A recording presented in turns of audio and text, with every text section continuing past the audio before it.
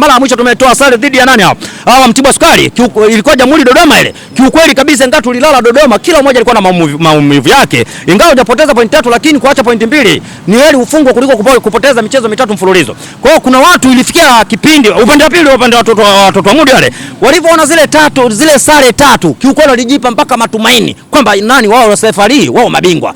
Viongozi wa Yanga tulivyorudi tu kutoka Dodoma kule, kiukweli waliitisha kikao cha dharura kilichofanyika makao makuu. Kile kikao kilipangwa mikakati kwamba jamani, tumemaliza mzunguko wa kwanza, tutakwenda mzunguko wa pili, na mzunguko wa pili huu unaitwa lala salama. Tukiendelea kufanya maslaha, kombe hili litakwenda upande wa pili. Kiukweli kabisa ligi kaenda kasimama, na ni kweli tulivyorudi tukarudi na nguvu mpya, hali ajabu na kasi ya kufa mtu. Na kweli hawa Tanzania Prisons walitusumbua kweli Jamhuri Dodoma, tulipata goli moja la mbinde, lakini unaona walipokuja KMC Mwenge baada ya vile vikao kufanyika pale makao makuu ya klabu, kala tatu mzuka. Timu ambayo ilikuwa imeshinda, na sisi tulivyotoka ndo tukaenda nani kule, system Kirumba kule Mwanza hiyo. Timu ambayo ilikuwa imeshindikanika, ilikuwa hajapoteza mchezo hata mmoja, tulikampa kibajaji naye mwenyewe. Kwa hiyo unaona jinsi gani kwamba viongozi wetu wanafanya kazi kubwa kweli kweli.